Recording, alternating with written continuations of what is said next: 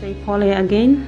Dunia iko vile vile, milima mabonde na mito iko pale pale. Dunia iko vile vile, milima mabonde na mito iko pale pale. Wapenzi watazamaji na wasikilizaji wa Abagusii Global Radio, kwa majina naitwa Milly K. Kelly, na waomba mnisaidie kwa kusubscribe to my channel Milly K. Kelly. Mbarikiwe kwa sana. Ntugwisaransa kurigereria gukunererwa ase ogoseria ubutaka bono kirari tukorie iki imeya Abagusii Global Radio nigo tugosanga amono mwana w'abagetutu Videlis Omingo Mochoge guchakira chinsa inye chia mambia gwikira chinsa isano na isatu chia mubaso asomoroberio oseria ubutaka aiga no abasaye bakwegwa emirimo ogwakanwa wechisira amona engana emwamu astugwate round yentangane ya kabiri ya gaturabo round ya kane atwanya kuba tugusanga twakana madeni twana na chiga sucha sabasaye nabo twakana libaro bato elanchengia imeya Abagusii Global Radio ekeumbu kyomogusi. Right, asante sana mpenzi mtazamaji wa AGR, karibu tena kwenye meza hii ya AGR magazetini nikiwa na gazeti langu hapa The Standard. Nite Edwin Mokaya. Nikiwa na gazeti la Taifa Leo nasema lazima tujijuse yale ambayo yamejiri weekendi na tangia tuachane huku wiki iliyopita. Tunaomba kwamba uungane nazi hadi mwendo wa saa 3 hivi unusu tutakapoondoka studioni katika mpango mzima wa magazetini. La kwangu ni Taifa Leo, Videlis Mochoge. Naam, kwenye gazeti langu la The Standard kama kawaida tunaangazia yale yaliyomo kwenye ukurasa wa kwanza na yale yamenakiliwa kwa ufupi tu, kisha tutaangazia yote kwa pamoja ndani ya gazeti hili. BBI tunaangazia hapa kinara wa ODM wanasema ni kufa kupona BBI ipite. Kwa hivyo tunaenda kuangazia mbona yeye ako so passionate, mbona anataka sana BBI iweze kupita, na malengo yapi haya na madhumuni yapi. Kwa hivyo ukiangalia gazeti hili wanasema why BBI is a do or die for Raila. Hiyo ni katika ukurasa wa 8.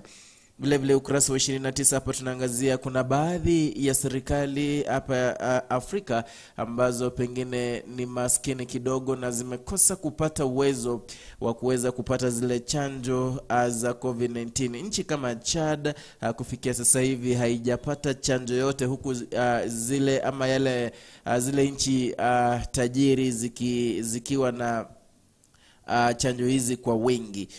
Vile vile tunaangalia hapa bullying epidemic that must be stopped. Bullying pale mashuleni ni uonevu. Unapata mwanafunzi mmoja pengine ni mkubwa zaidi ya mwingine, pengine mambo kama hayo. Unapata kwamba sana sana wale wa kidato cha kwanza ndio walikuwa nakuwa bullied zaidi. Kwa hivyo nasema kwamba hii ni epidemic na lazima itazuiliwa na iweze kukoma kwa hali ya haraka.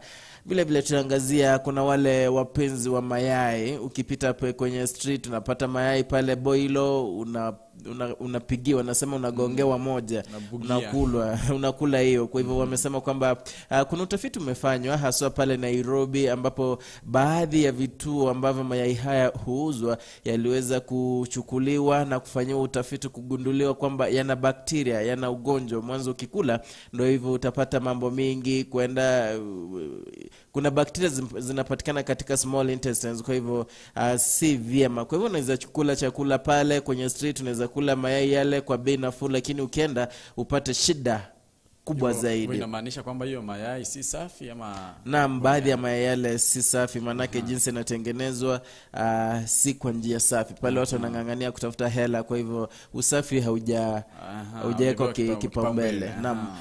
Ukurasa wa 6 na 7 hapa tunaangazia wanawake wawili ambao wameshikwa na kesi moja zaidi ya miaka 7, ngawaje kuna mashahidi 25. Bado kesi hiyo haijaamuliwa kwamba ni nani aliyemuua mumewe, kwa maana walikuwa wanawake wawili, walikuwa na claim na mume mmoja. Hayo tutaangazia katika ukurasa wa 7 na 6 na 7 kunradhi. Na hayo tu katika ukurasa wa kwanza wa gazeti langu la The Standard. Katika gazeti hili la Taifa Leo tunaangazia mwanazoka huyu ambaye anajulikana kama Fofana ama Terok, ambaye Man United, klabu ya Man United imepiga mahesabu ili kuweza kumnyakua Fofana ama Terok. Huu ni ukurasa wa 14 hadi ukurasa wa 11 hadi ukurasa wa 14. Katika ukurasa wa 7 tutaangazia kuna mashindano ya uandishi wa insha, au ni ukurasa wa 7 tutaangazia hapo. Katika ukurasa wa 3 wanasema kwamba Rais Salva Kiir afunja bunge la Sudan Kusini wakati wa maridhiano. Ni ukurasa wa 3. Na katika ukurasa wa 2 wanasema kwamba baadhi ya wabunge wa ndani wa Ruto wadai kukosa mwelekeo kuhusu BBI, waipigia kura. Kumbuke kwamba wale wa ndani, wabunge ambao ni wa ndani zaidi wa William Samoei Ruto ambaye ni naibu rais, waliweza kuunga mkono ripoti ya maridhiano ya BBI. Wanasema kwamba kondoo wa Ruto matatani. Katika ukurasa wa 2 pia tunazungumzia kuhusu BBI ambayo imezua mtafaruku katika eneo la Nyanza. Kuna wale ambao wanaunga mkono ripoti ya BBI, kuna wale ambao wanaipinga ripoti hiyo ya BBI kutoka mkoa wa Nyanza. Katika ukurasa huu wa 3 pia tunazungumzia ama tunaangazia wanasiasa wawili, ambaye ni gavana wa Mombasa Al Hassan Joho na naibu rais William Samoei Ruto, vile ama jinsi ambavyo walisambaratisha uungwaji mkono ama uungwaji wa chama cha wale ambao wanatoka Wapwani, chama cha Wapwani, chama ambacho walikuwa wamekiri kwamba chama hicho watakajounda wale viongozi kutoka mkoa wa Pwani kitawaleta pamoja. Sasa naibu rais William Samoei Ruto na gavana wa Mombasa Al Hassan Joho wanasema kwamba hao wawili ndio waliosambaratisha uundwaji wa chama hicho. Huo ni ukurasa wa 3, tutaangazia hayo. Na katika ukurasa wa 2 pia kuna hii taarifa ambayo inasema kwamba kuna changamoto tele wanafunzi wanaporejea shuleni. Kumbuke kwamba leo tarehe 10 mwezi wa 5 ndipo ilikuwa tarehe rasmi ya wanafunzi kurejea shuleni. Wanasema kwamba kuna changamoto, kuna shida sufufu ambazo zinafaa kuangaziwa na kutatuliwa. Ikumbuke kwamba kuna ugonjwa wa COVID-19 ambao umetukumba, visa vinaendelea kunakiliwa. Ikumbuke ule ugonjwa wa COVID-19 ulioko India ulifika humu mjini na watoto pia wanarejea mashule zao leo. Hivyo wanasema kwamba kuna changamoto na serikali inafaa kuingilia kati. Huo ni ukurasa wa 2, tutayaangazia hayo. Na kumbuka kwamba ukurasa wa 5 ni wasichana 60 ambao walifariki katika mlipuko wa bomu. Tutaangazia hayo ukurasa wa 5. Hayo tu ndio yaliyo katika ukurasa huu wa mbele gazeti la Taifa Leo. Naam, gazeti la The Standard gazeti la The Standard ukurasa wa 2 tunaenda kuangazia kama kawaida ni historia, na leo hii tunaenda kuangazia miaka ile ya 1906 pale. Tunaenda kuangazia aliyekuwa anaitwa alikuwa anaitwa Sadler, James Hayes Sadler. Alikuwa kiongoza, yeye ndiye alikuwa the president of the parchment known as East African Protectorate, ambayo ni picha ukiangazia katika ukurasa huo ni picha ambayo ilichukuliwa mwaka wa 1906 pale unaangazia hayo kitu. Ukiangazia hayo tulikuwa tunaona kwamba alikuwa anasafirishwa vyema zaidi kupitia hiyo wakati hakukuwa na magari sana, kwa hivyo farasi ndio alikuwa anafanya kazi hiyo. Na haya alikuwa ameheshimika sana, alikuwa ameingia kazini ama alikuwa ameteuliwa kama rais wa East African Protectorate mwaka wa Disemba mwaka 1905 tarehe 12 baada ya Donald William Stewart kukufa hapo Oktoba tarehe 1 mwaka huo.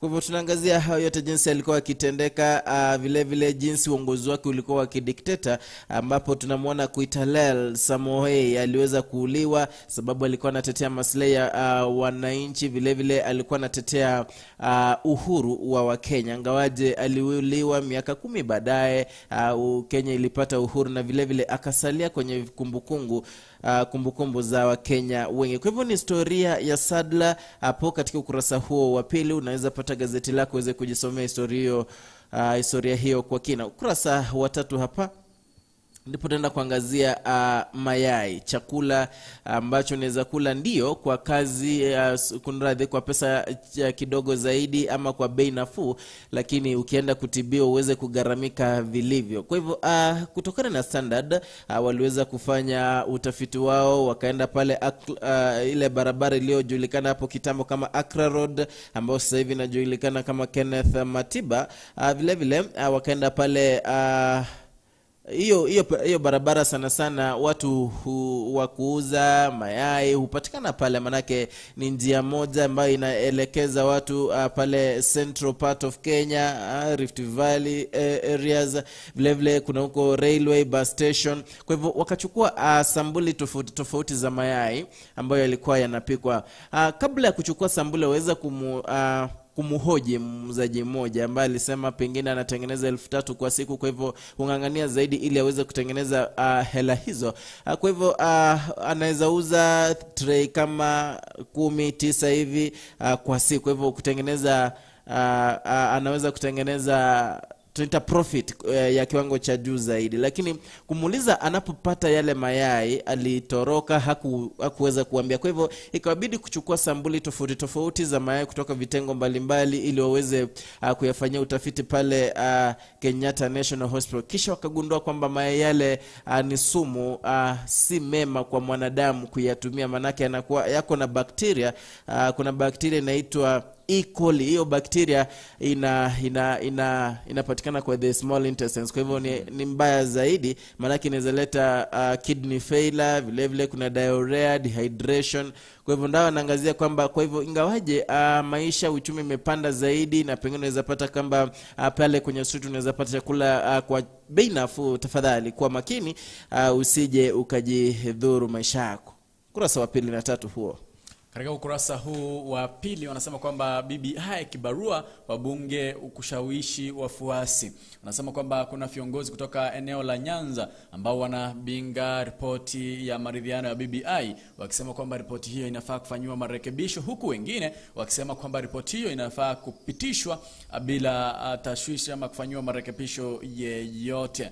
Ikumbuke kwamba kuna wale wabunge, kuna wale mazeneta ambao ni wandani wa kinara wa chama cha ODM Raila Amolo Odinga, na inakumbuka kwamba Nyanza ni ngome yake. Kuna wale viongozi ambao wanasema wakiongozwa na seneta wa Siaya James Orengo ambao walikuwa wanasema kwamba ripoti hiyo inafaa ifanywe marekebisho kidogo, angalau vipengele fulani viweze kutengezwa viwe namna vinavyostahili kuwa. Kuna ule ugavi wa maeneo bunge 70. Anasema kwamba tume ya IEBC ama ile tume ambayo inasimamia uchaguzi nchini ndio iliyo na mamlaka dhidi ya kugawa ama katika ugavi huo wa maeneo bunge 70. Sasa wanasema kwamba ripoti hiyo zima ya BBI ama ya maridhiano wa BBI lazima ifanywe marekebisho. Kuna wale ambao wanasema kwamba haifai kamwe, kama ripoti ishapitishwa na wananchi basi iende mbele. Kuna wale ambao wanaongozwa na Junet Mohamed Mbadi, wanasema kwamba ripoti hiyo iko safi na haifai kamwe kufanywa marekebisho. Kumbuke kwamba kuna mbunge wa Rarieda Tendamura ambaye alitimuliwa katika bunge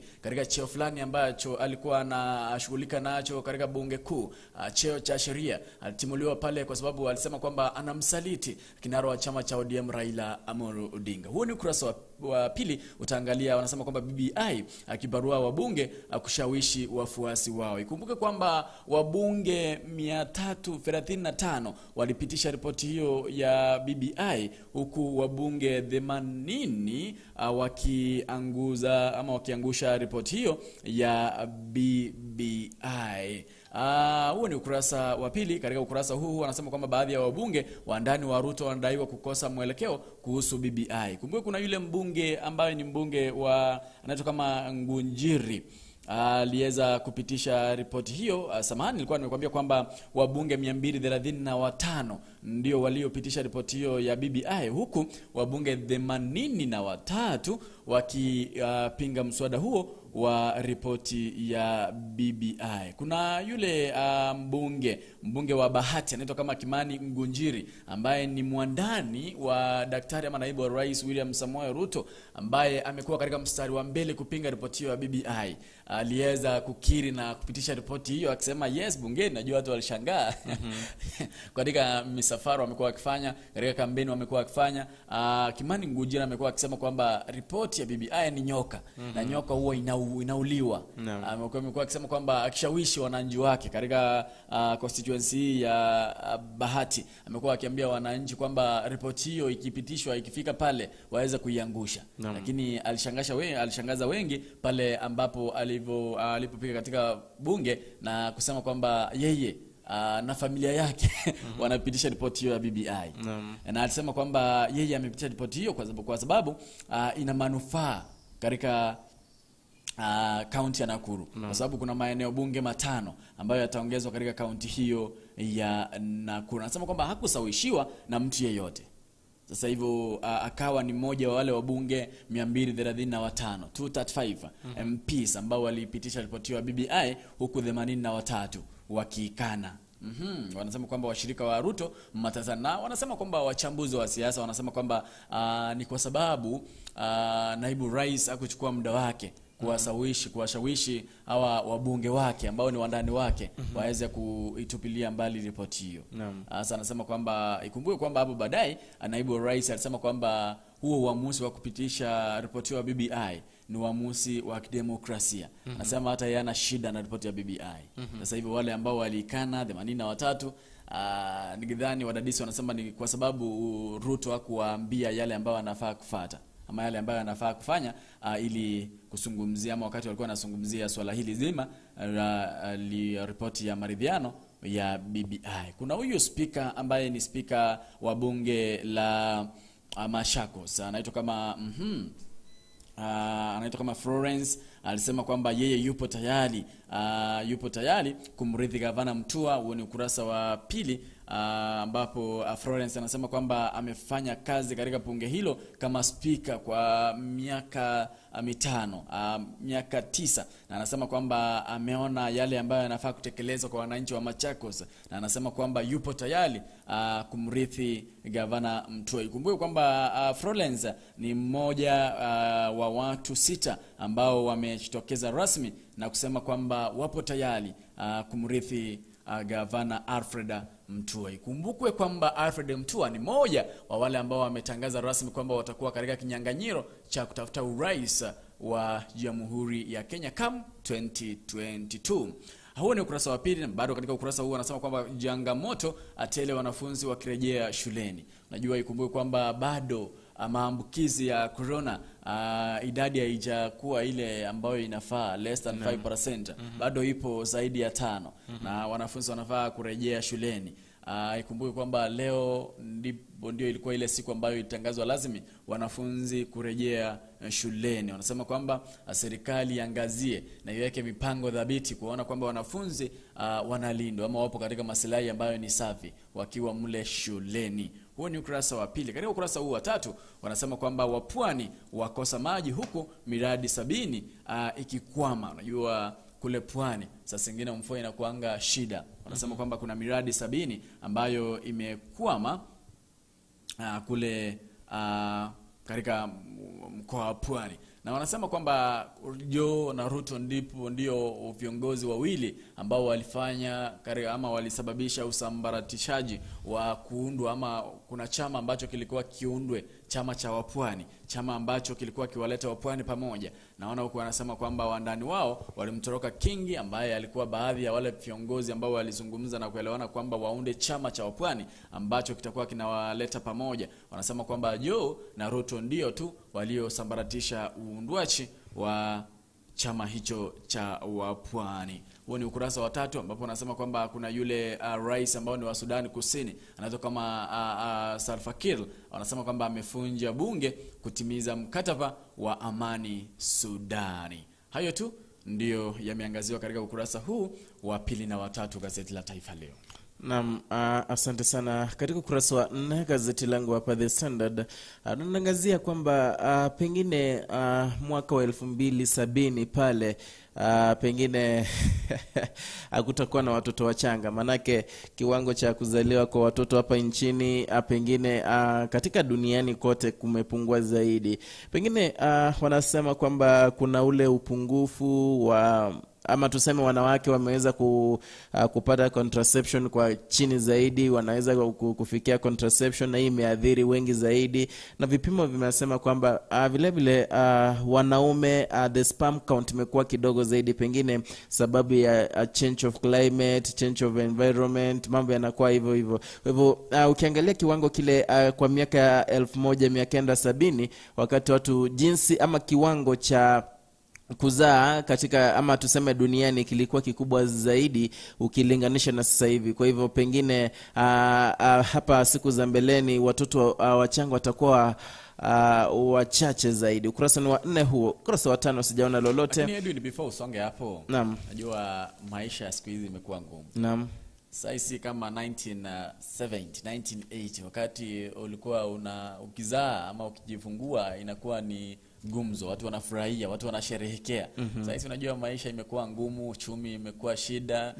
Sasa inabidi tuweze na vile vile unajua hapo zamani hakukuwa na contraceptives, ndangaja walikuwa na njia zao wenyewe, walikuwa najua, lakini sasa hivi unajua kila mtu ameelimishwa, ameenda shule, amejua na contraceptives, kwa hivyo kufanya family planning kila mtu anajua. Lakini na wakosoa watu wakisema kwamba 1970 hakutakuwa na watoto. Lazima wawe tu, lakini watakuwa wachache, kiwango cha chini sana. Ama wasikue, unasema pengine huenda, manaki ukiangazia ilikuwa ni 3.5 hapo miaka 1970. Sasa hivi imerudi chini kwa kiwango kikubwa zaidi. Sasa hivi iko 1.2. Kwa hivyo pengine naangalia miaka 1970 pengine itapungua zaidi ifike 0.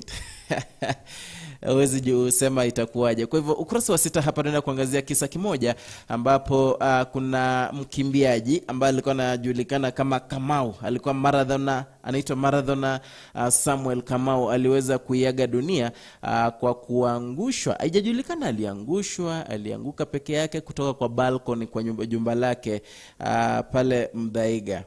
Inasemekana kwamba alikuwa mazoezini pale Eldoret, mambo ya Olympic. Alikuwa ameshinda zawadi mingi zaidi, alikuwa amechukua medal gold. Kwa hivyo ni mtu alikuwa amejulikana, alikuwa na maisha ya kwake na raha za kwake. Kwa hivyo alipotoka pale Eldoret, pengine maandalizi, alikuja huku kwake kidogo kidogo pale Nairobi kupita kunywa kinywaji kidogo kidogo kama kawaida, na kutangamana na baadhi ya rafikize. Akaweza kumuita bibi yake niseme mpango wa kando, manake bibi yake alikuwa na ingawaje alikuwa na mashida kidogo kidogo. Kwa hivyo ikabidi amemchukua mpango wa kando ambaye alikuwa anaitwa Jen Nduta. Ndio hiyo kidogo kidogo wakaenda wakakunywa ya kwao, wakachoma nyama, wakashiba kwenye mtaa mmoja, wakarudi sasa kumpeleka kwake nyumbani. Kwa hivyo ilikuwa ni mazoea kwamba pengine bibi yake hakui kwa nyumba, manake walikuwa shakosana. Kwa hivyo wakaona area mpeleke huyu mpango wake, tuseme mpango wake wa kando, ampeleke nyumbani. Alipofika pale akapata kuna wochi ama soja pale kwa gate, akamuuliza ako bibi? Ule akamwambia sijamuona. Kwa hivyo ikabidi ameingia pale, wamejilaza. Sasa ikafika usiku kati pale ndo huyu mwanamke, manake jamaa alikuwa amelewa, wajua usingizi ndio imembana. Sasa mpango wake wa kando akagutuka tu kusikia footsteps kuja kwa room, akagundua kwamba hakuwa amefunga ule mlango. Kidogo kidogo akaona bibi yake huyu mwanaume, alikuwa amemjua, amemwona sura, na alikuwa anaitwa Teresia Njeri. Kwa hivyo ikabidi amemwona na jug na maji moto. Kwa hivyo ikabidi ajizuie kugonga yale maji asiwamwagikie maji yale, akaanguka sakafuni. Kwa hivyo ikakuwa ni vita ikaenda hivyo. Huyu ikabidi amejificha, manake kulikuwa na pengine alikuwa amehofia maisha yake. Hiyo ule mwanaume ndio hiyo kuamka kidogo kidogo akasikia penye alikuwa amejificha huyu mwanamume mpango wa kando, hadi amejificha akasikia nduru, ule watchman akipiga nduru kemi kali. So ikabidi ametokea penye alikuwa amejificha, kugundua kaona kwamba akapata ule mwanamume ameanguka chini ya sakafu, amelaliwa side moja na kichwa chake kilikuwa kinatoka damu, kulikuwa na damu nyingi zaidi. Kidogo kidogo wana polisi wakakuja, ndio hivyo wakapeleka mwili kwenye jumba la kuhifadhi maiti. hapa kuna kizungumkuti, ni nani aliyemuua? Kwa hivyo ule bibi wake wa kwanza ama mpango wa kando? Manake bibi wa kwanza pia anasema yeye alikuja kuingia kwa room kama kawaida kuona bwanake, mtu akamshika shati akamshika koo, ikaanza ni vita. Kwa hivyo sasa hivyo hiyo kesi ina mashahidi 25 na imekuwa kotini kwa miaka 7 sasa. Kwa hivyo bado hatujajua nani aliua mwingine. Kurasa ni wa tumeangalia ukurasa wa 4. Tana tukikuwa na chochote tumeangazia ukurasa wa 6 hapo. Katika ukurasa huu wa 4 wanasema kwamba tusaidie kuboresha masomo shuleni wakati ama nyakati hizi ambapo watoto wanarejea shuleni. Kumbuke kwamba leo tarehe 10 watoto wetu, wanafunzi wetu wa sekondari, wale wa primary wanarudi shuleni. Katika ukurasa huu wa 5 wanasema kwamba ni habari za Afrika na dunia, pale ambapo watoto 60 waliokufa kwenye shambulio wakizikwa. Kuna watoto takriban 60 ambao walishambuliwa na magaidi kwa bomu katika Kabul, Afghanistan, na waliweza kuuawa na walizikwa. Kuna rocket moja ambayo ilikuwa imetumwa angani ili kuzuru ardhi ya ardhi katika bara Hindi. Wanasema kwamba walikuwa na hofu, wana China ama nje ya China ilikuwa na hofu kwamba rocket hiyo itatua angani ama ardhini iweze kuwaumiza ama kuleta madhara katika nchi hiyo ya China. Na wanasema kwamba wanasayansi ambao wanashughulika na anga waliweza kuidirect rocket hiyo katika bara Hindi na ikaweza kuanguka humo. Hapo ni Beijing, Uchina. Katika serikali ya Kampala tunakuja Uganda, wanasema kwamba serikali yaunda mikakati ya kujitakasa nje. Kumbuke kwamba tukikuja Tanzania wanasema kwamba Samia Suluhu Hassan ambaye ni rais wa Jamhuri ya Tanzania, wanasema kwamba ashaambia watu katika njio ya Tanzania waweze kuvalia mask kama njia moja ya kujikinga kutokana na ugonjwa wa COVID-19 ambao unaendelea kuangaiza nchi mzima, ulimwengu mzima. Wanasema kwamba rais huyo anawataka wazee kote nchini Tanzania kuchukua tahadhari kabla ya hatari na kuanza kuvalia mask. Hapo ni katika nchi ya Tanzania. Tukiangalia nchi ya Israel wanasema kwamba kuna watu 90 ambao walijeruhiwa kwenye gazia kati ya vita kati ya Israel na Palestina. Katika ukurasa huu wa 6 ni mtihani. Kuna mtihani jaribio la KCBE. Edwin Chi, unaweza kumbuka yale ambayo ulikuwa umefanya ukiwa primary school? Swali la kwanza ni which of the following is formed first after fertilization? Kuna majibu, usikuwe na wasiwasi. Kuna fetus, kuna embryo, kuna zygote, kuna sex cell. Which of the following is formed first after fertilization? Tuana jibu mbio mbio. Katika ukurasa wa 6 kuna jaribio la KCPE 2021. Naona kuna ni mtihani kweli. Unaweza pata gazeti hili na mtoto wako anaweza kujifunza. Acha niangalie swala la 20 nione linasemaje, kama ni rahisi. Najua nimesahau. Wanasema hivi, which of the following consists of storage pests? Storage pests. Ina lazima tu. Wanasema rats and cutworm. That one no. Weevils and rats. White ants and cutworms. Aphids and ajibu ni weevils and rats. Hilo nimepata. Usijui hayo. Hapo ni ukurasa wa 6 na ukurasa wa 7. Sijui kama utangazia hilo. Na acha niangazie ukurasa wa 10 hapa. Tunaangazia ya ODM. ODM tunaona kwamba siku za juzi tu, siku chache zimepita, kumekuwa na mkanganyiko. Manake tunaona kwamba kidogo seneta wa Siaya James Orengo alikuwa na msimamo wake tofauti na ule msimamo wa chama cha ODM kulingana ama kutokana na hii ripoti ya BBI. Lakini sasa hivi tunaona kwamba ODM sasa hivi inawaomba watu waweze ama inamwomba rais wa nchi ya Kenya Uhuru Kenyatta aweze kumpa mkono Raila. Wamesema kwamba Raila amekuwa akimsupport kwa miaka sasa. Akizungumza haya hapo jana, anaitwa Wycliffe Oparanya ambaye ni ni gavana wa Kakamega amesema kwamba itakuwa vyema zaidi ikiwa Uhuru Kenyatta atamsupport huyu Raila katika kipindi kichajo. Vile vile tunagundua kwamba tunakumbuka kwamba Oparanya pia aliweka stakabadhi zake kwamba anataka kuwania akiwa na gavana wa Mombasa lakini sasa hivi naona wanasema kwamba wako tayari kabisa kwenda kutengeneza serikali kwa mwaka wa 2022. Kwa hivyo amemwomba rais ama kama chama cha ODM kimemwomba rais aweze kumpa mkono Raila sasa hivi kinara wa ODM ili aweze kuendeleza kipindi hicho tena baada ya Uhuru kung'oka mamlakani. Kwa hivyo vile vile katika ukurasa huo tuna huyu aliyekuwa anawania kiti cha ubunge pale Juja ama uchaguzi mdogo, George Ndung'u Koimburi, leo hii atafikishwa mahakamani ama kotini ili aweze kutetea alikuwa ameshtakiwa kwamba alikuwa amedanganya.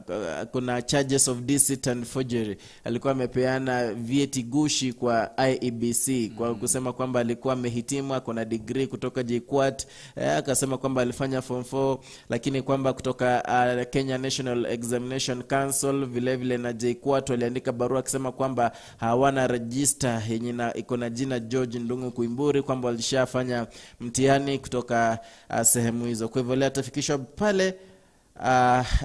pale kotini, na ikiwa atapatikana na hatia, kwa hivyo atang'olewa kwenye kinyang'anyiro hicho pale uchaguzi mdogo wa Juja. Vile vile kuna ukurasa hapa kunradhi, nilikuwa nimeuruka ukurasa wa 8. Tunaangalia BBI is a do or die affair for Raila, kwamba Raila sasa hivi mambo yake yote, fikra zake zote ni kwa BBI, is a do or die. Kwa hivyo watu wengi wamekuwa kijiuliza ni aje. Ilibidi ngawaje kumekuwa na msururu wa mashida katika chama hicho, na pengine wataki kusema hadi ikafikia kumngoa kwenye kile kiti nani yule Otiende Amolo. Sasa hivi Raila aliweza kukutana naye James Orengo na kumshawishi ili aweze kuipa mkono ripoti ya BBI. Vile vile alimwambia kwamba aache shauku zenye ako nazo baina ya Raila na rais. Ikambidi pia Raila kumwambia Orengo aweze kukutana na rais mwenyewe wazungumuze ili aweze kujua msimamo wa rais mwenyewe. Kwa hivyo hayo ni katika ukurasa huo wa 8. Katika ukurasa huu wa 8 wanasema kwamba corona ikabiliwe kikamilifu shuleni. Leo naona habari huko zinazungumzia kuhusu wanafunzi kurudi shuleni, ambapo wanasema kwamba COVID bado ipo baada ya likizo ya majuma 7 iliyoanza mnamo March tarehe 20. Hatimaye wanafunzi wa darasa la kwanza hadi la 7 kwa shule za msingi na wale wa kidato cha kwanza hadi 3 kwa wanafunzi wa shule za upili wanarejea masomo yao leo hii. Wanafunzi hawa wanarejea masomo baada ya kupisha wanzao ambao walikuwa wamefanya mtihani wao wa KCPE na KCSE. Wanasema kwamba waweze kuangalia njia ambazo ni mwafaka kuona kwamba ugonjwa wa COVID-19 umekabiliwa katika shule mbalimbali. Kuna yale masharti ambayo yaliwekwa na serikali, kuna maji ya kusanitize, kuna sanitizer, kuna sabuni, na wanafunzi pia wanavaa mask kama njia moja ya kuona kwamba ugonjwa huu wa COVID-19 unakabiliwa vilivyo. Kumbuka kwamba kuna social distance. Sasa jui kama itawezekana shuleni. Kuna zile shule ambazo ni duni, zile shule ambazo wako na wanafunzi wengi na madarasa bado hayajaangaziwa ama hayajatengezwa. Wanasema kwamba waangalie ama serikali itembee ione kwamba wanafunzi wapo katika hali nzuri. Katika ukurasa huu pia wanasema kwamba serikali iokoe wanafunzi wanaotaabika Mbeere Kusini. Kuna wanafunzi ambao wapo katika madarasa ambayo yameharibika katika sehemu ya Mbeere Kusini, waweze kuangalia. Wanasema kwamba ni makosa makubwa kwa shirika lolote au watu binafsi kuhamisha watu kiholela. Serikali ihakikishe kwa wanafunzi wa familia hizi ambao wanahitaji kurudi masomoni wametafutiwa shule za kusoma na mahali pazuri pa kuishi. Huu ni ukurasa wa 8. Katika ukurasa huu wa 9 wanasema kwamba kuna mpangaji, kuna mdemu mmoja, kuna msichana mmoja, kuna mdada mmoja ambaye alitoroka na mali ya mpenzi wake akisema kwamba hajamuoa. Hapo ni katika Kiritiri katika kaunti ya Embu. Huyo msichana walikuwa wamekaa na yeye kwa nyumba moja, walikuwa wameishi naye kwa takriban miezi mitatu, ni demu wake. Wanasema kama demu wake, ni mdada wake, ni mpenzi wake. Wakati huyu jamaa alipowatembelea wazazi wake ushago ama nyumbani, msichana huyu alipanga na kubeba vitu zote kwa nyumba, akaondoka nazo akisema kwamba huyu jamaa hajamuoa bado. Hapo ni katika sehemu inayoitwa kama Kiritili, kaunti ya Embu. Na katika Runda, Nairobi, kuna msichana mmoja ambaye ni wa familia ya wabwenyenye ama matajiri. Huyu msichana, familia hii ilikuwa imempangia kuolewa na mzungu kutoka ugaibuni, lakini huyu msichana alikataa, akasema mimi sitaki kuolewa na mzungu, nataka kuolewa na houseboy. Akasema kwamba nataka kuolewa na houseboy. Walikuwa washapanga ndoa na huyu mzungu, akasema kwamba yeye hataki mambo na mzungu, anataka kuolewa na houseboy wao. Hayo ni yale ambayo ni dondosa hapa na pale. Wanasema kwamba mzee mmoja anuna sponsor kununulia pinti ardhi. Kuna mzee mmoja alikuwa amekataa, ni katika Sogola Chipalangu. Anasema kwamba kuna mzee ambaye ana msichana wake, kuna sponsor alikuwa anataka kununulia huyu msichana wake ardhi. Huyu mzee alinuna akasema hapana. Najua masponsor si wale ambao watakuoa. Sponsor ni yule ambaye atakutumia tu shamba, atanunulia stakabadhi, pengine ataficha. Anasema kwamba mzee mmoja alikana na akasema kwamba hataki hayo maneno. Na kuna kalameni mmoja ambaye alimfurusha pasta katika harusi yake. Kuna hapa ni katika Kitunguini, Machakos County. Kuna msichana mmoja ambaye alimfurusha pasta katika harusi yake. Anasema kwamba pasta huyu ashawahi, bado akiwa anahudumu kama pasta, ashawahi mkatia. Kama ana mke, sasa akiwa anahudumu kama pasta ashawahi mkatia. Sasa ikabidi akasema huyu pasta si mzuri, anaweza niharibia ndoa yangu, akamfurusha katika harusi hiyo. Hayo tu ndio yalikuwa yameangaziwa katika ukurasa huu wa 8 na 9. Naam, ukurasa wa 11 hapa tunaangalia jinsi shule zimefunguliwa leo hii, ambapo wanafunzi wote wanatarajiwa kuingia shuleni except wale wa grade 4. Na shule ya msingi, shule za msingi, sekondari, vile vile hata colleges wanatakiwa pengine kuingia shuleni wiki hii, ambapo tunaangazia vile vile tension endelea ku-increase ama wogo endelea kuongezeka, manake huenda mtihani wa KCSE utatolewa, matokeo yatatolewa wiki hii, manake kusahihisha mitihani hiyo kuliisha wiki jana Ijumaa ndo walimaliza kusahihisha mitihani hiyo. Kwa hivyo wiki hii anxiety inaendelea kuongezeka, manake shule zimefunguliwa, mitendo hiyo wanafunzi wa kidato cha kwanza watatakiwa kuingia mashuleni baada ya mtihani hiyo kutokea vile vile. Kwa hivyo ni mambo mengi yanatokea. Kwa hivyo wazazi mbalimbali wako na woga vile vile. Wanafunzi jua ukiwa form 4 wakati ulifanya mtihani wako na umeambiwa kwamba wiki ijayo mtihani unaenda kutoka, unapata kuna tumbo joto sana, unangojea itakuwaje. Na ukurasa wa 12 sijaona lolote. 13 vile vile 14 hapa wanaangazia bullying, the silent epidemic in our schools. Bado kuna yale mashule ambayo baadhi ya wanafunzi huweza kuwafanyia uonevu ama wanaonea wengine, bullying. Unapata kwamba ni wanafunzi wa kidato cha 4 wanawabuli wale wa kidato cha kwanza. Wanasema kwamba ni epidemic ambayo haipo Kenya tu bali mashule yote duniani, na ni jambo ambalo linastahili kuachwa, ambayo linastahili kukomeshwa immediately. Manake pengine awe kama mzazi amenunulia mtoto wake viatu vizuri, uko form 4 anaenda, maybe ni form 4 anaenda anachukua viatu vile, anambuli yule mtoto, anampea nguo nioshe. Mambo kama hayo yalikuwa yakitendeka hapo kitambo, lakini sasa hivi yamepigwa marufuku. Ukurasa wa 14 huo. Katika ukurasa huu wa 10 unasema kwamba 48 waliopata mafunzo ya Cuba wasaidie nchi. Kuna wale madaktari ambao walienda Cuba ili kufunzwa zaidi. Wanasema kwamba waweze kujitolea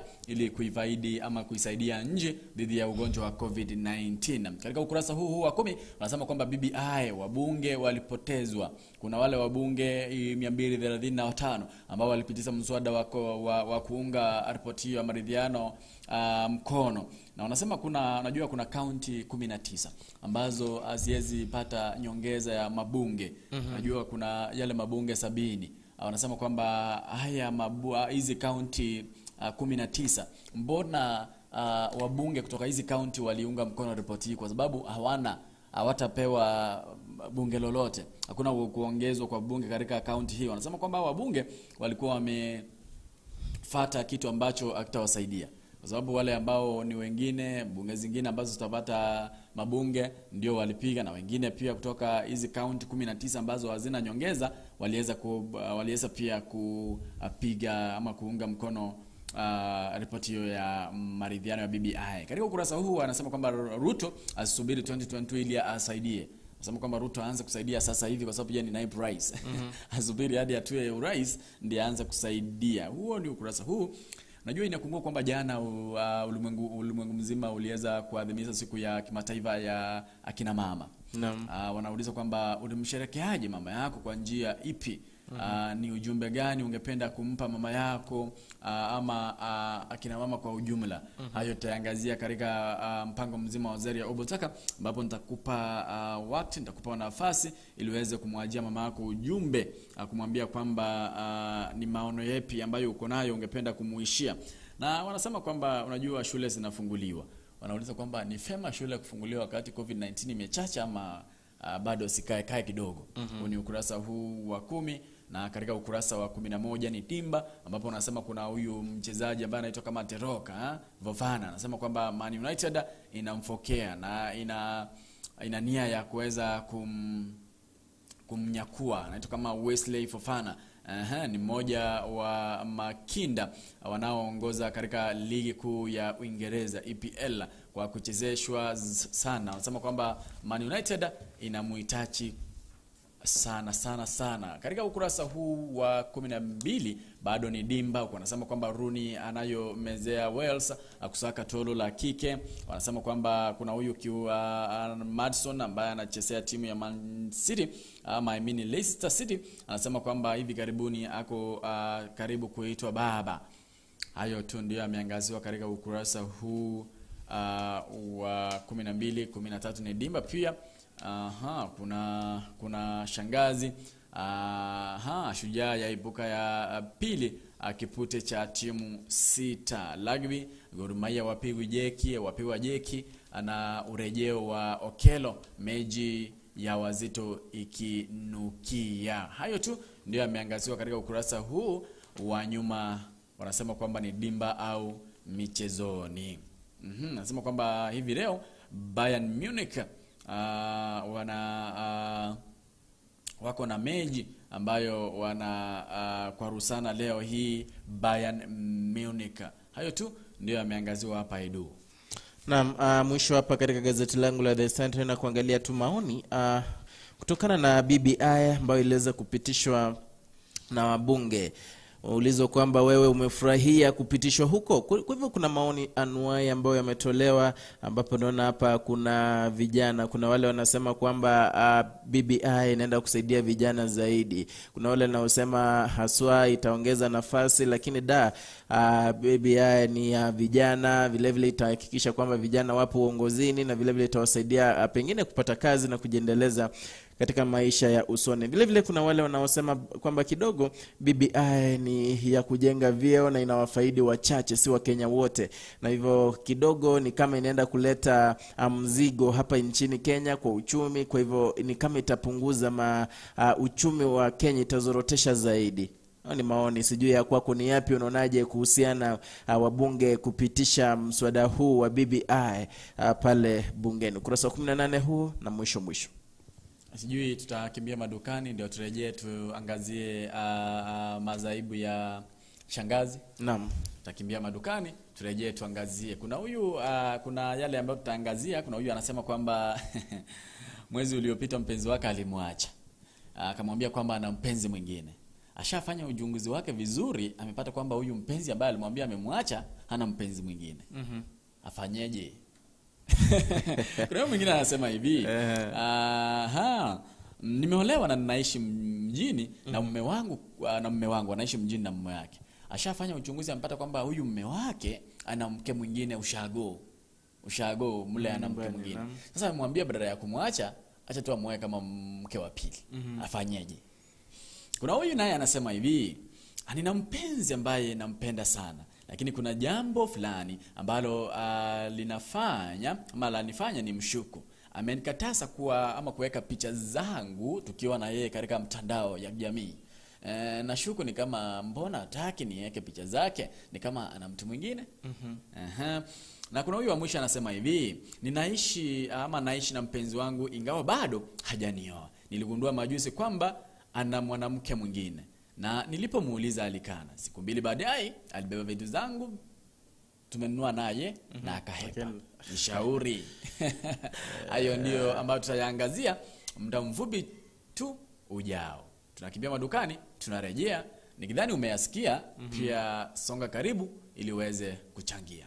Now introducing My Story yangu. Let's know your story. It might be of great encouragement, inspire, or teach someone a lesson. Sasa, ungana naye Omwana Webegetutu Videlis Omingo Muchoge kila siku ya wiki ndani ya Story yangu, kuanzia mwendo wa saa 4 asubuhi hadi saa 8 mchana. My Story yangu ndani ya AGR FM. Yes, sasa tumeingia katika kitengo kile ambacho tunaomba uweze kutushauri. Najua ushauri wako ni ushauri wa maana sana. Na by the way, leo katika mpango mzima wa Zeria Obotaka, I've been telling my fans kwamba leo kuna jambo chipya ambalo tunaenda kulizungumzia, na jambo hilo ni jambo ambalo linahitaji ushauri wako. Najua kuna yule ambaye amepitia maisha magumu, kuna yule ambaye amepitia maisha ambayo ni maisha mema. Unajua kuna wale watu ambao hawajapitia changamoto, na kuna yule ambaye amepitia changamoto mingi duniani, hata anajuta mbona alizaliwa. Sasa hizo ndizo habari ambazo tunaita kama story yangu, yale ambayo tunaangazia maisha ya mtu, yale ambayo ameyapitia, ili tuweze kukupa nafasi uweze kumshauri ama umpe maoni yako ni yepi. Sasa katika gazeti hili la Taifa leo kuna huyu shangazi ambaye angependa uweze kumshauri wewe. Huyu anasema hivi, Edwin. Mwezi uliopita mpenzi wangu aliniacha akisema mpata mpenzi mwingine. Nimefanya uchunguzi wangu kupitia kwa marafiki zake na kugundua kwamba hana mpenzi mwingine. Nampenda sana. Sijui vile nitafanya. Nishauri. Mpenzi wake mwezi uliopita alimwambia kwamba mimi nishapata mpenzi mwingine na ningeomba niondoke. Na hapo ndipo tu waliachana. Na anasema kwamba baadaye tu amefanya uchunguzi wake, ameona kwamba huyu mpenzi wake ambaye alimwacha hana mpenzi mwingine. Na huyu mwanadada anasema kwamba anampenda sana. Afanyeje? Unajua kuna uwezekano unampenda mtu lakini mtu mwenyewe hakupendi. Na ikiwa mwanaume huyu alimwambia mwanaume au mwanamke alimwambia kwamba nimeshapata mpenzi, acha tuachane, mimi ningia ashatosheka na mapenzi hayo. Huwezi kuja kumforce mtu, huwezi mforce punda aingie kwenye kettle dip. Naona kwa hivyo ni heri tu angangane na maisha yake tu, move on. That's the only thing. Pambana na hali yake tu. Pambana na hali yake, manake naam, kuna uwezekano mnampenda mtu lakini you don't expect the same. Pengine mapenzi yake kwako si kama yale unayo kwake. Naam. Mpenzi mtazamaji, yeye anasema kwamba yeye mwezi uliopita alikuwa na mpenzi ambaye washakaa na yeye kwa siku, na sasa alimwambia kwamba ashapata mpenzi mwingine na akamwacha ama wakaachana. Lakini huyu mwanadada anasema kwamba bado yeye alikuwa anampenda sana. Wakati amefanya uchunguzi wake vizuri, amepata kwamba huyu mwanadada ama huyu mwanaume hana mpenzi mwingine. Ni ile tu alikuwa anamwadaa kwamba waachane. Sasa huyu mwanadada anasema, mimi nampenda jameni, nifanye nini? Kumbuka unaweza kutuma ushauri wako kupitia kwa upande wa YouTube, tuko live. Unaweza andika ujumbe wako hapo na tuweze kusoma hewani. Huo ni wa kwanza kabisa. Huyu anasema hivi, nimeolewa na ninaishi mjini na mume wangu. Nimegundua ana mke mwingine kwao mashambani. Sasa nataka niwe mke wa pili. Naomba mnishauri tafadhali. Hayo ni mambo ya watu wawili, manake kama mwenyewe unakubali kuwa bibi wa pili, sawa. Kama ujihisi kuwa bibi wa pili, kataa. Sasa Manake kama unampenda, mshakaa naye kwa ndoa, kama mshazaa naye mtoto, utafanyaje? Unajua ni jambo la busara zaidi ikiwa uko na bibi nyumbani na huyu umwambie kwamba nina bibi nyumbani. Muelewane from the word go, unaona.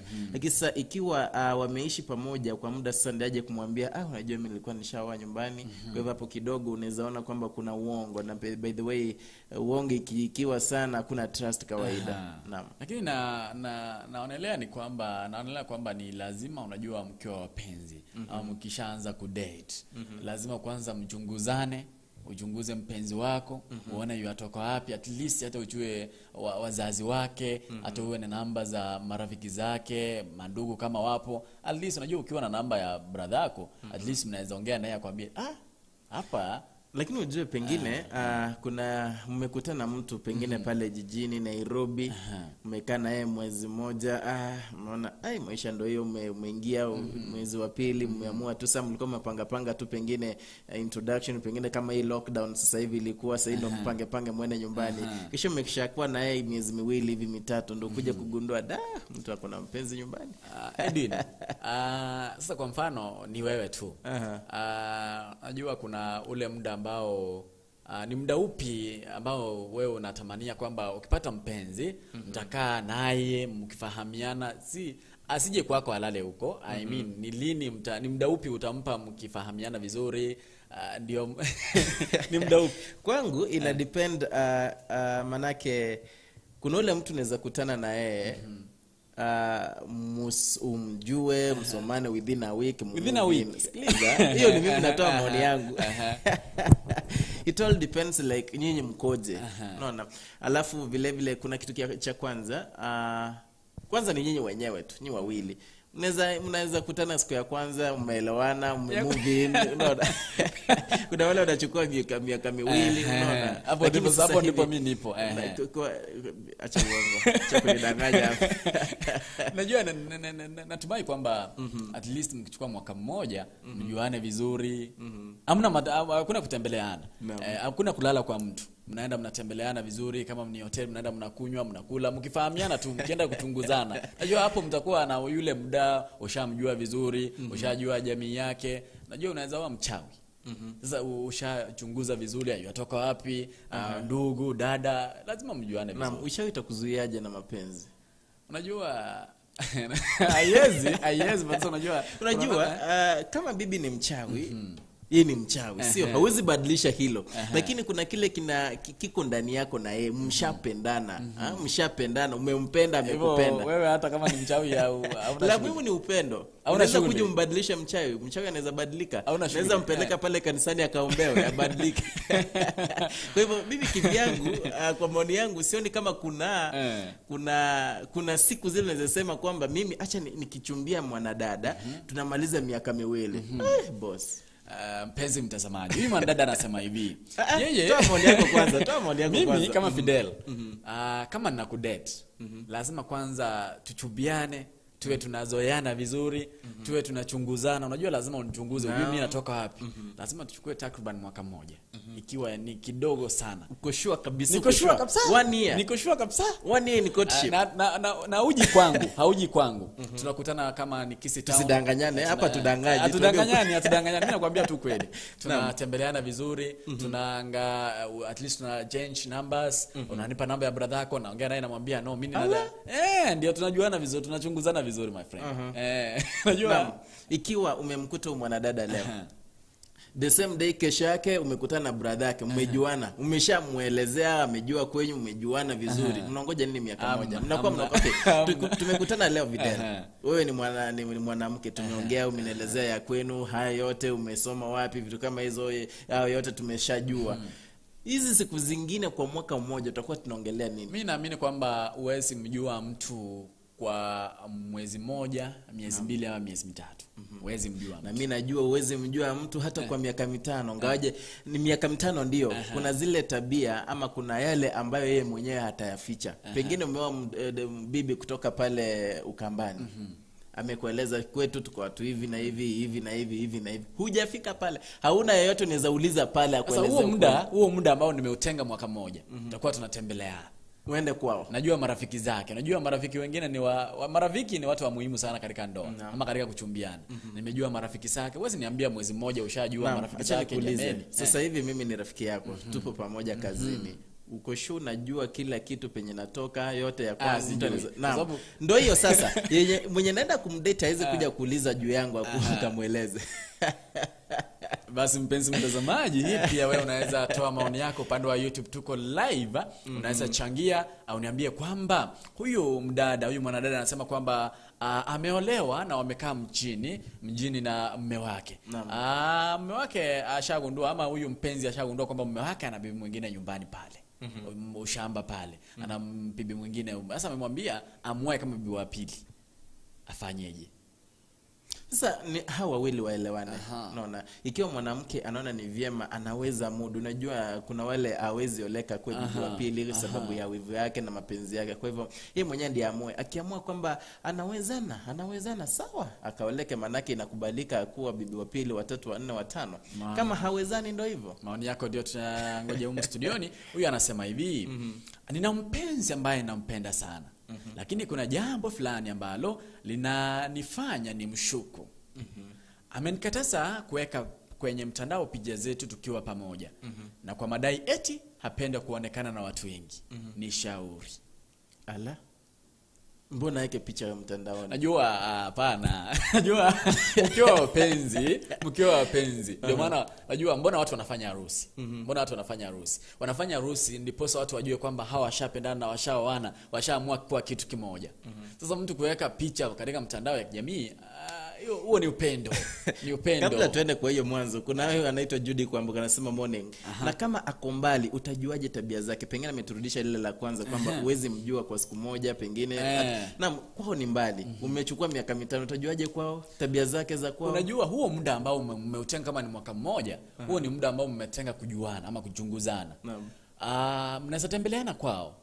Unaweza tembeleana kwao, mwambie wazazi ndio sisi tumekutana hivi na hivi. Najua kuna watu mimi najua. Kama unataka kuchunguza mtu, huwezi kosa kujua mtu. Naam, umemtembelea mimi mwanadada, umekuja kwetu pale Kitui, pengine nisitumie hapo sana. Umekuja kwetu tuseme pale Kalenjin, umekuja kwetu ndio umekuja, uwezi kuja ukalale, unajua naeleweka, unakuja masaa 2, 3, 4 umeenda. Utajuaje tabia zangu za huko kwetu? Utajuaje hulka zetu kama familia? Niko na namba ya dada yako. Tunaongea naye. Dadangu hizi ni saliti kawaida, unajua. Kasemi yako anaweza. Hizi ni saliti, kumbuka. Hiyo ni familia. Hizi. Lakini unless unataka kusambaratisha familia yangu. Unajua unaweza ya familia yetu. Kwa mwaka mmoja waweza. Kwa mwaka mmoja waweza. Ndio ndilo jambo lingine. Hivyo huyu anasema kwamba ana mpenzi na huyu mpenzi wake mwanadada amesema kwamba hapendi kuona na watu wengi. Na huyu mwanaume anasema angependelea tu kuweka picha zao wakiwa wawili katika mitandao ya kijamii. Ya nini? What from? Mapenzi ni ya watu wawili. Unatangazia nini dunia? Unajua maybe kama tushaamua na wewe tushasema kwamba tunapendana. Ni vyema kuambia ulimwengu mzima ujue kwamba mshapendana, mshakubali kumove on. Sasa hivi ukiweka picha zenu za katika mtandao ya kijamii sioni shida. Okay, ukiweka picha zangu pengine ukiweka picha za bibi yako mtandaoni. Hapo ndo namuonyesha umempenda zaidi. Hapo umejuza watu wote. Mbona ujuze watu? Manake kuna wale ambao mapenzi ni yako na yeye. Kuna wale ambao hawajui kwamba mnapendana.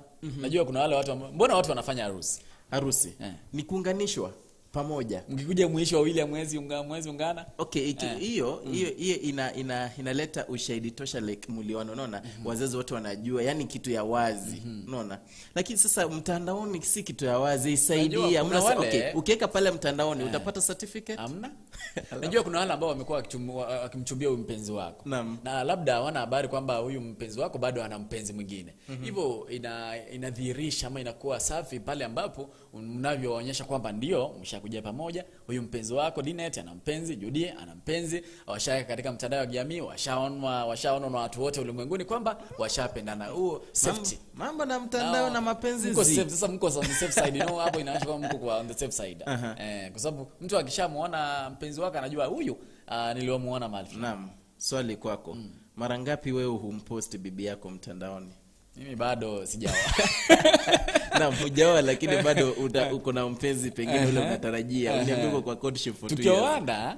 Tukioana sasa ndipo nitakuwa naanika katika mtandao ya kijamii niseme kwamba huyu good. Ukianika pale inakusaidia na nini? Watu wote wajue kwamba wasinisumbue. Kwa hivyo hiyo ni wivu manake bibi yako asikati. Najua kitu kuna ile tunasema kwamba ukiona bibi yako mkipita naye barabarani watu wanafanya shingo hivi jua ulioa mali safi sio? Ndio hivyo. Unajua amna. Mimi nawashauri kama uko katika mahusiano tafadhali anika. Ala. Si ndio watu wajue kwamba Edu yupo na alafu najua lakini kuna mambo mengi yanafuatiwa kuanika pale mtandaoni. Jambo la kwanza wazazi wangu pengine au ni watu wameona ama hawajaona bado wako courtship si ndio?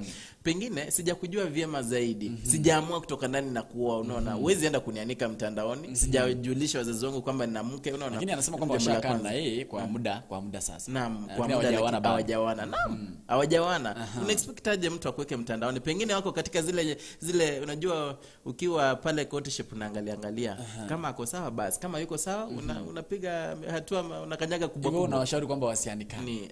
Hata kama umeoana kidogo mambo na mtandao manake alafu kuna kile kitu kinaniboza zaidi.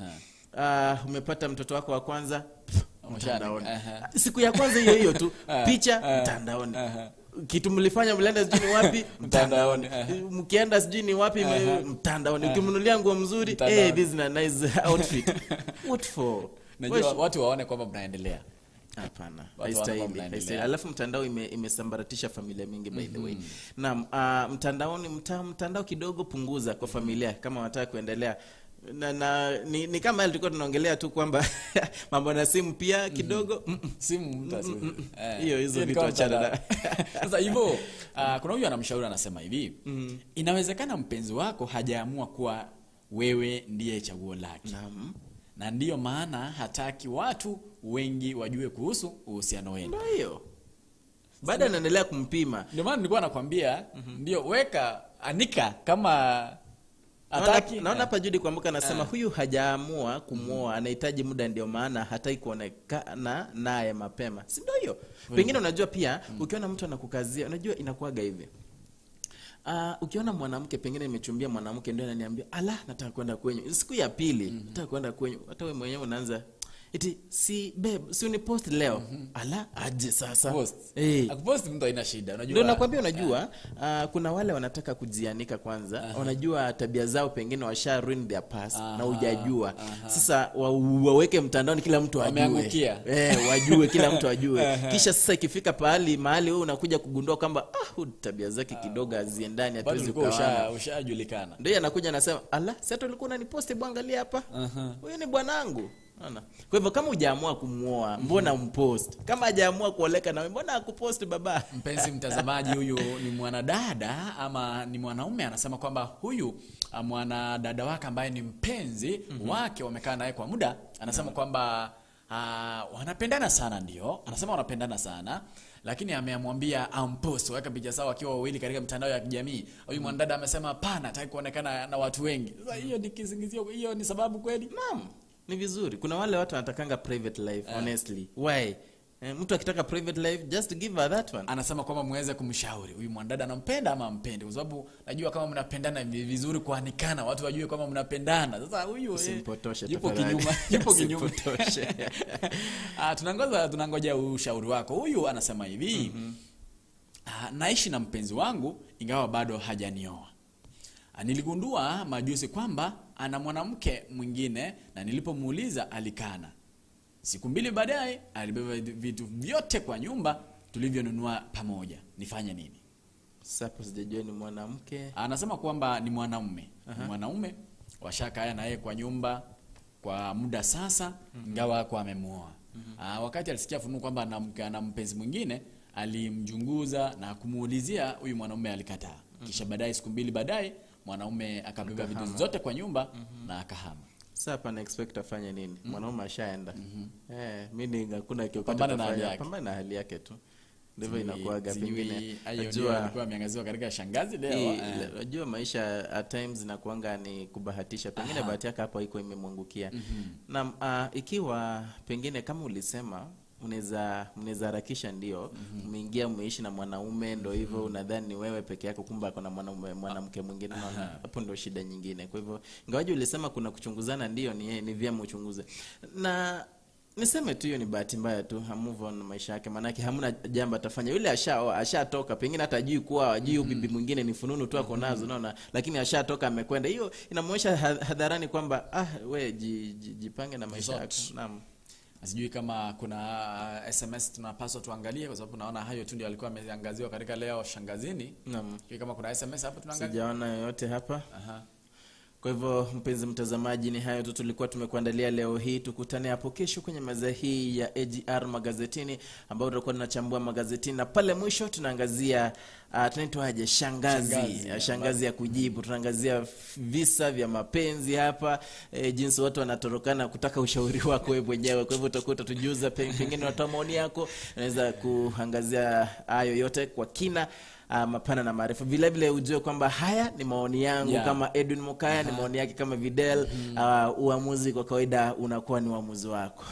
By the way, niliwaambia ama vile nimekuwa nikiwaambia tangu wiki iliyopita kwamba nimewaandalia makala mapya ndani ya serie ya Obotaka, mpango mzima ambao unaanza saa 4 hadi saa 7 ama saa 8. Atakuwa tunasemezana, tunazungumzia. Kuna mpango ni mpya ambao unaitwa kama story yangu, my story, ambapo utakuwa unatuelezea yale ambayo umeyapitia, ndipo unajua story yako inaweza badilisha maisha ya mtu fulani. Story yako inaweza encourage mtu fulani. Kuna mtu ambaye saizi anaona ni kama anayapitia, kumbe kuna mwingine ambaye anapitia magumu zaidi kushinda yako. Hivyo story yako unaweza tuambia story yako, tuiweke hewani ili uweze kusikia ushauri kwa wale ambao watakuwa wanasikia ama wanaisikiliza story yako. Kumbuka kama uko na hadithi, story yako, yale ambayo umeyapitia, unaweza sema nami moja kwa moja kupitia kwa nambari 0716059823 0716059823. Unaweza nitumia ujumbe WhatsApp, unaweza nipigia simu, unaweza nitumia SMS ili unielezee story yako, na mimi nikidadisi, nikiangalia, nichambue kisha niweke hewani. Hivi leo tuna story, utaingojea uisikize. Ni story ambayo ni ya kusisimua. Kuna wale ambao wamepitia mambo mingi. Usidhanie kwamba wewe ndio umeyapitia. Kuna wenye wameyapitia. Na kwangu ni Fidel Oboshoge. Nami ni Edwin Mukaya. Hadi hapo kesho, nakutakia mema. Majaliwa. Now introducing my story yangu. Let's know your story. It might be of great encouragement, inspire, or teach someone a lesson. Sasa ungana naye omwana wepagetutu Videlis Omingo Muchoge kila siku ya wiki ndani ya story yangu, kuanzia mwendo wa saa 4 asubuhi hadi saa 8 mchana. My story yangu ndani ya AGR.